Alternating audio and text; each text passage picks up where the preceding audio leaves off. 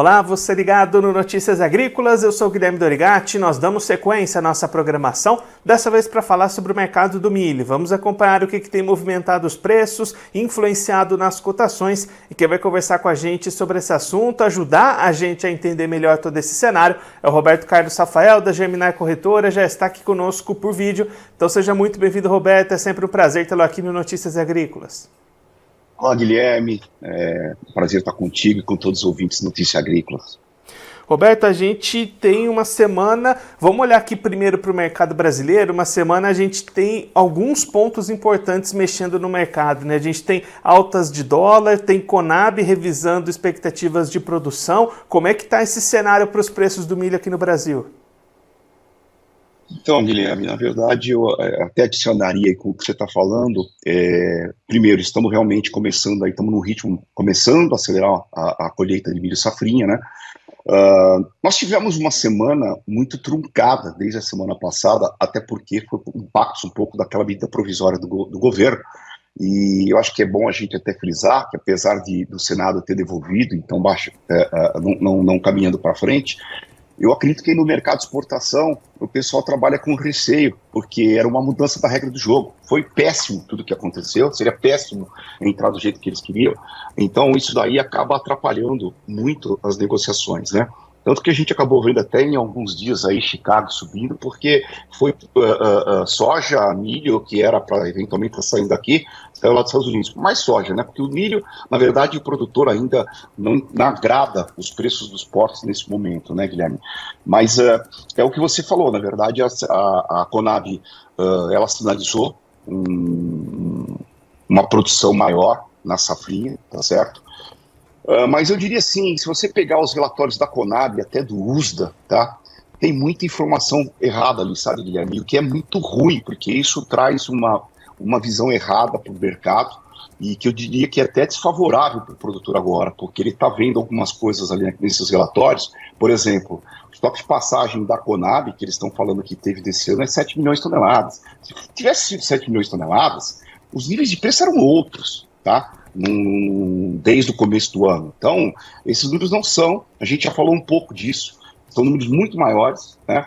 O USDA fala em estoque de passagem de 10, fala que no final dessa campanha a gente termina com 3 milhões, mais exportação. Então, ter 3 milhões de estoques de passagem, para mim, não existe. Não dá para a gente falar 3 milhões a 15 dias de consumo, é muito pouco.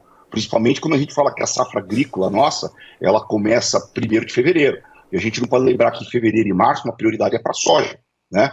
E a safra de verão está cada vez mais enxuta. Então, tem muita informação truncada, a Conab melhorou o nível de produção, só que se a gente pegar as informações, as agências de notícias, consultorias, uma boa parte delas estão trabalhando aí com o número de produção entre safra de verão e safra de inverno, alguma coisa ao redor de 122 milhões de toneladas, tá, Guilherme? Então, a gente tem trabalhado aqui, eu tenho trabalhado na corretora com algo intermediário, algo ao redor de 117 milhões de toneladas no total, né? Então a gente tem uma outra visão do balanço de oferta e demanda, tá? Mas eu acho que foi uma situação em que a Conab aumentou o nível de produção e isso é mais oferta pelos números que eles estão dando ali. Mas eu acho que o mercado, de uma forma geral, não acredita muito nessas informações aí também da Conab em alguns momentos, e para mim, acho que eu já falei já no passado, seria na verdade a Conab tem muitas pessoas trabalhando e com certeza eles teriam condições de dar uma informação mais precisa que eu particularmente não acredito muito nesse momento. E aí, Roberto, daqui para frente, o que a gente pode esperar para esses preços aqui do Brasil? Tem novos componentes que podem entrar ali alterando essas cotações? Guilherme, eu diria assim, a gente, na verdade, tem um cenário ainda longo pela frente, porque a gente tem a safra americana, né, que está em desenvolvimento. Então, vamos falar do momento, a fotografia atual, né? A gente tem a safra brasileira, safrinha brasileira, em começo de colheita. Eu acho que isso vai, na partir da próxima quinzena aqui, do mês de junho, a partir da semana que vem, nós vamos ter, na verdade, um cenário de que deve apertar algumas situações em termos de estoque, então deve aumentar o volume de oferta e isso deve pressionar um pouco os preços, tá? Então, para fins de este momento, vamos dizer até o final do mês de junho, a gente tem isso, a nível de safra brasileira. Apesar que eu acredito que o produtor ele vem demonstrando sem interesses nos níveis de preços que estão hoje, então acredito até que a colheita ela vai acontecer, o produtor vai tentar arrumar os seus espaços, vender o que ele precisa para arrumar espaço ou para pagar as suas contas mais imediatas, e depois ele vai voltar a segurar de novo os lotes, e isso pode ser novamente uma estratégia que o produtor utilize, tá? E isso eu quero chamar a atenção, porque na verdade eu acho que nós estamos precisando, da classe produtora, resolver esse excesso de produto que nós temos, porque se continuar segurando o esvaziamento, o escoamento desse produto para fora do país, nós vamos ter o mesmo problema do milho já na safra que vem, né? Então isso é uma questão. Um outro cenário que eu quero comentar é o seguinte: nós estamos em pleno desenvolvimento da safra americana, tá? Por enquanto, o que nós estamos vendo na safra americana condições de lavoura batendo recordes de boas e excelentes nesse primeiro momento, tá certo? Apesar que isso é um fato que pode, de repente, mexer com o mercado daqui para frente, porque qualquer piora na qualidade pode dar uma sensação que vai ter uma diminuição de produção, e aí pode jogar para o mercado um pouquinho para cima, mas, ou seja, vamos vivenciar nesse momento, em Chicago, o weather market, né, da safra americana. A safra americana, ela está vindo excepcionalmente bem, como eu estou dizendo, e além das condições de lavoura que estão boas, tanto milho como soja, a gente tem também as condições do solo. Ontem, o Drought Monitor revisado mostrou que na safra, numa região do Corn Belt, para a região da soja, tem apenas 1% de área que tem uma incidência muito pequena de seca, ou seja, um solo inadequado. O resto está perfeito. No milho, apenas 2% só de condição de seca, algum pontinho de seca. Então, assim, se você pega os mapas do ano passado, dos anos, da média dos anos anteriores, e você faz uma comparação, as condições do solo americano estão excepcionais. Então, nos indica que vamos ter, pelo menos esse arranque da safra americana, que praticamente vai estar concluída o seu plantio, a gente, na verdade, tem uma condição muito boa que sugere, nesse momento, tá, a possibilidade de termos, tanto na soja como no milho, um recorde de produtividade dos Estados Unidos e recorde de produção. Então, isso é a fotografia do momento. Só que nós temos que lembrar que nós temos, a partir de... O grande problema da safra do hemisfério norte dos Estados Unidos é exatamente falta de chuva ou temperaturas quentes. Esse período, que é onde nós vamos ter a parte do desenvolvimento, do enchimento de grãos, aí entre julho e agosto, vai ser, assim, primordial. Se a gente tiver um problema mais sério na questão de tempo mais seco, tá, e temperaturas elevadas, isso pode judiar da safra americana, e isso, na verdade, pode ter, então, na verdade, o contrário do que eu falei inicialmente, que podemos ter um recorde de produção, podemos, então, ter uma depreciação na produção americana, e aí a gente vai ter que analisar esse momento, o que vai estar acontecendo. Agora, do ponto de vista de previsão climática, e eu já disse muitas vezes aqui também, né, Guilherme, eu acho que, eu acredito muito 7 dias, no máximo 10 dias, tá? Há previsões em que deve-se, esse período crítico aí, de começo de julho até dia 15 de agosto, as condições nos Estados Unidos vão estar boas, tá? Mas tudo pode acontecer, é o que eu estou falando. Então, nesse momento a gente tem, talvez até alguns produtores com alguma estratégia, esperando para ver o que vai acontecer com a safra americana. Então isso é um fato que a gente tem que colocar na mesa, tá? Tá tudo muito bem? Pode piorar? Pode. Né? Como eu já disse, eu já vi Chicago às vezes subir 40%, 50%, mas não é o que está se esperando. Né? E um outro detalhe, aquela seca que nós tivemos em 2012, eram outros materiais. Né? Os materiais hoje, das sementes utilizadas, eles estão muito melhores, são muito mais resistentes às secas, principalmente por conta do que eles passaram em 2012. Então é um ponto de atenção, que olha, pode ter pressão Chicago cair? Pode, tá? Porque deve ser uma safra boa. Mas se tiver problemas também, pode ser que Chicago suba um pouco. Acho que esse assim, é um game aberto, mas está muito mais para mostrar que a gente tem uma safra, uma estoques de passagem mundiais, somente nos Estados Unidos, e aqui altos. Então a gente eu não vejo muita expectativa de preço na fotografia de hoje, tá? Melhoras de preço. E aí, Roberto, então nesse cenário que a gente comentou, o produtor brasileiro que ainda não vendeu bastante dessa safra, como a gente comentou, precisa ficar bastante atento a essas movimentações e as possibilidades de ter altas de preços justamente nesse mercado climático americano. Sim, eu acho que ele tem que ficar atento, mas vai pegar exatamente esse momento do mercado climático americano, está pegando exatamente no rush de colheita brasileira, né? Então tem essas questões de espaço, a questão de alguns pagamentos que o produtor tem que fazer. Eu acho que vai acontecer, tudo isso todo ano acontece. Esse ano, então, que a gente está com preços bem aquém do que aquilo o produtor quer, e em algumas regiões nós temos realmente um cenário de margem negativa, né, para o milho, né? A soja ainda vem bem, mas o milho, em alguns, principalmente nas regiões de fronteiras agrícolas, é um cenário mais difícil em termos de margens, né? Margens é prejuízo. Mas, assim, é aquilo que a gente falou, né, Guilherme? A gente tem que ficar atento ao que a gente tem aí de excedente. Pelos meus cálculos, que eu falo de 117 milhões, aí, produção de safra de verão e safra de inverno desse ano, mas os estoques de passagem, para mim, são muito superiores ao que a gente está sendo divulgado por Conab, por USDA. Nós vamos precisar, né, nesse momento, algo ao redor de exportar 50 milhões de toneladas para ficar com 10 milhões lá no final da nossa entre-safra, que seria em 31 de janeiro, na virada para a safra nova, safra de verão. Tá? Então, só que esses 50 milhões, o que nós estamos colocando é uma necessidade de exportar. Precisamos ver se nós vamos ter mercado.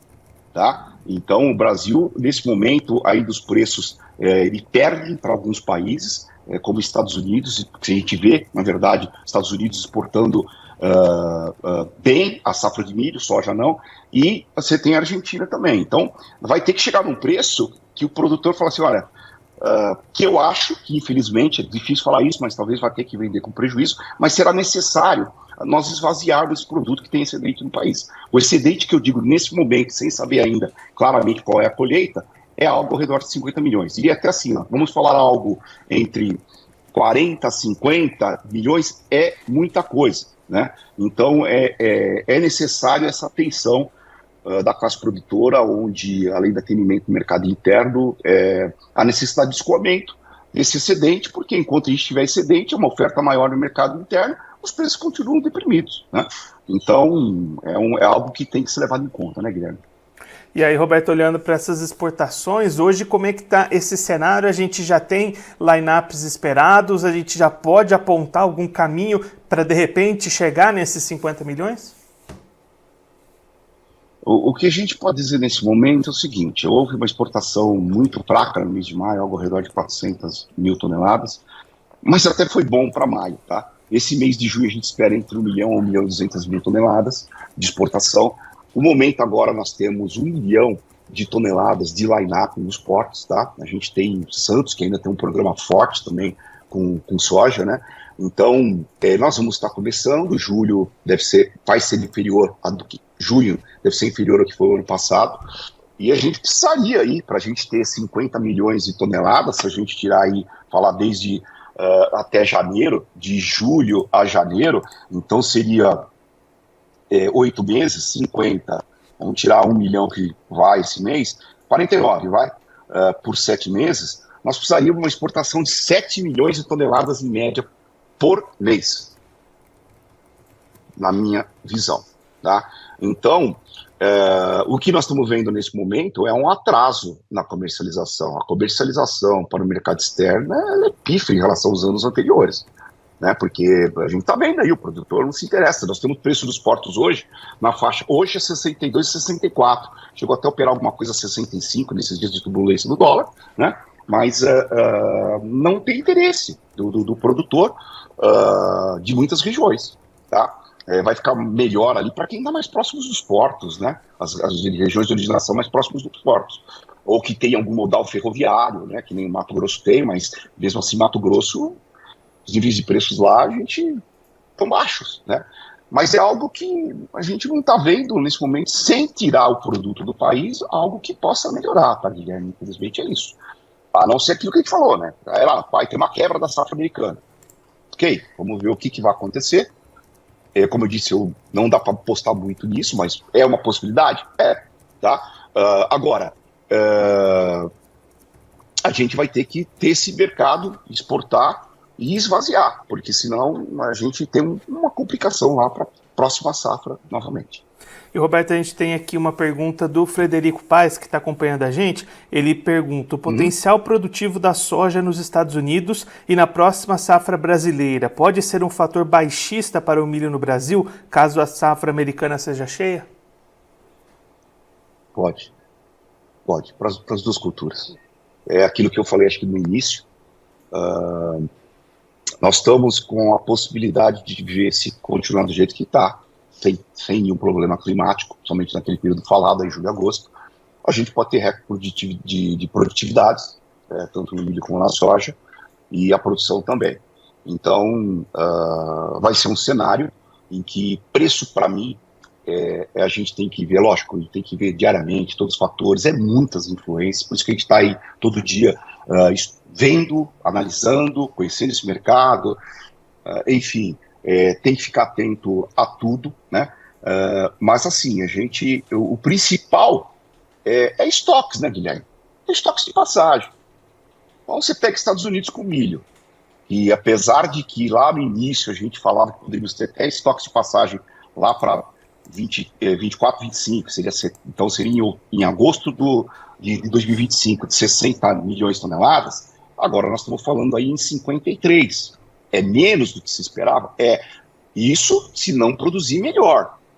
Eu diria que a gente corre esse risco porque a gente está vendo as condições de lavoura, situação, cenário excepcional, como raramente eu vi, né? Então, a gente tem que falar claramente isso, porque a gente está aqui para falar do produtor, acho que tem que escutar, né? Às vezes pode ser alguma coisa que ele espera diferente, né, Guilherme? Mas, infelizmente, eu acho que a gente tem a liberdade sempre de estar falando aquilo que a gente acha de fotografia do momento.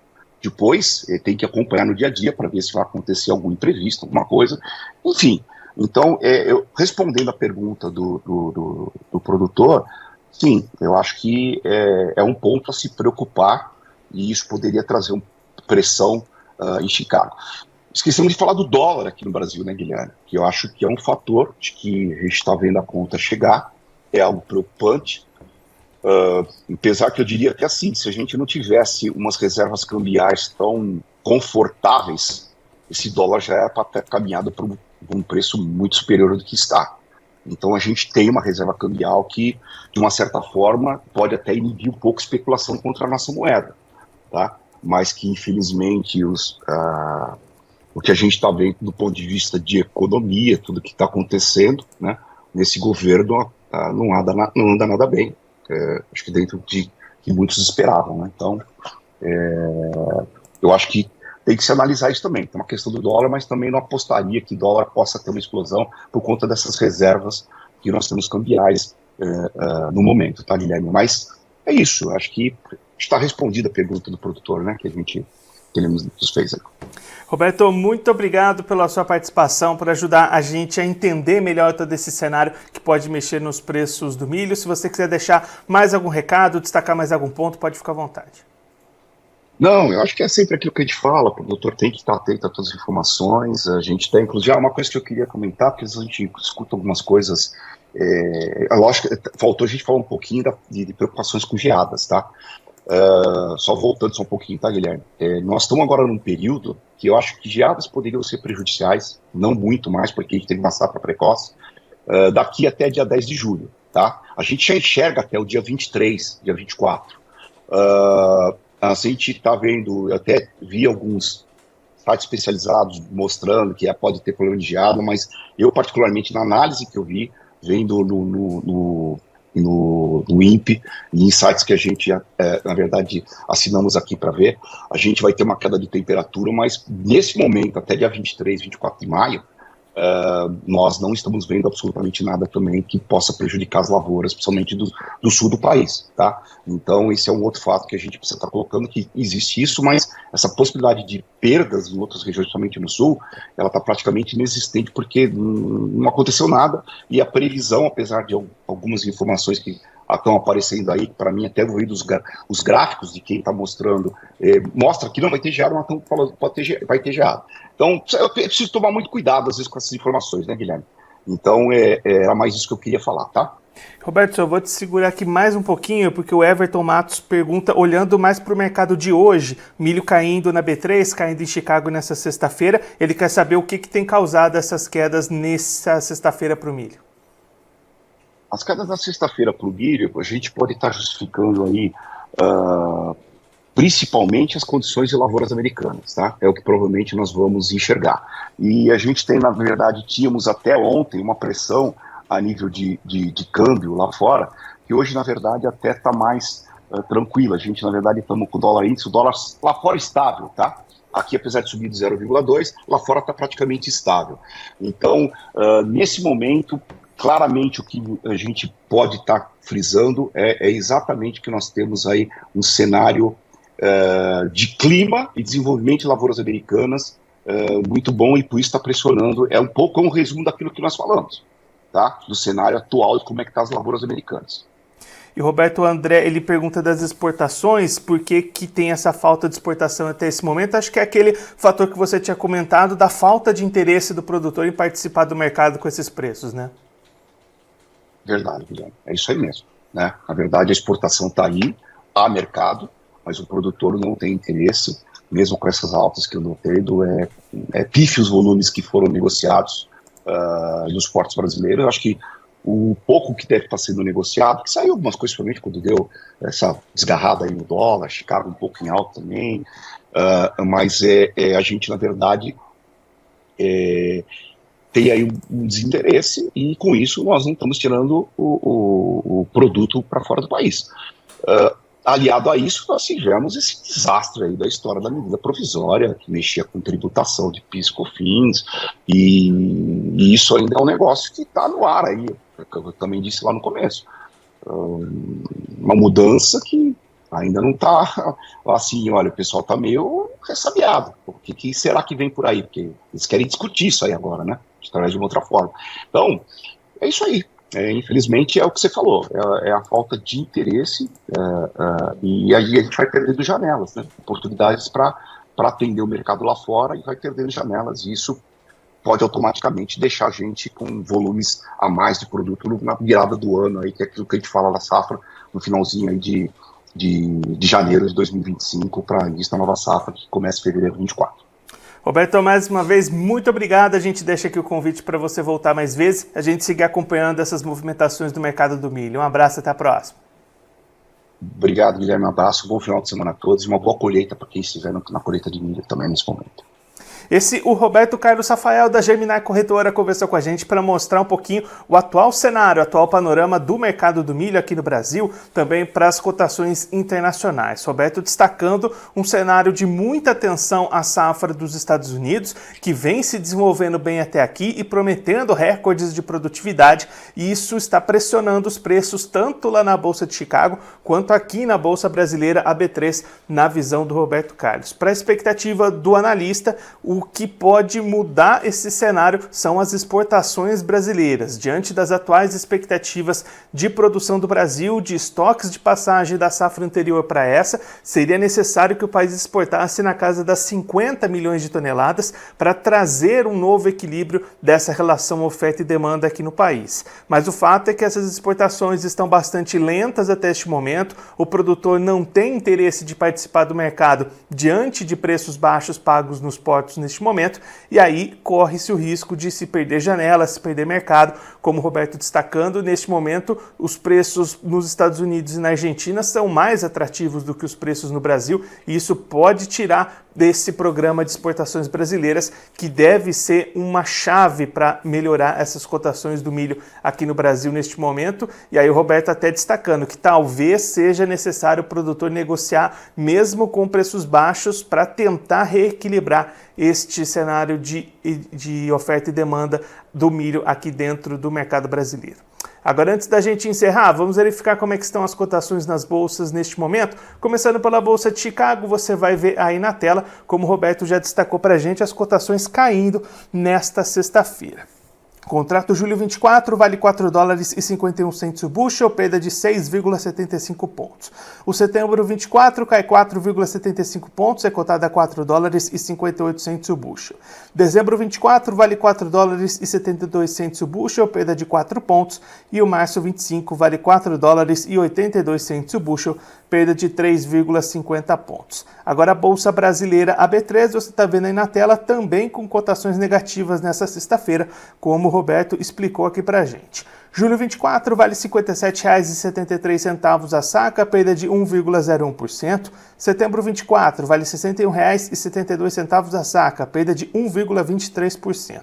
O novembro 24 cai 0,98%, é cotado a R$ 65,55 a saca, e o janeiro 25 vale R$ 69,00, queda de 0,95%. Agora eu vou ficando por aqui, mas a nossa programação volta daqui a pouquinho. Notícias agrícolas, informação agro relevante e conectada.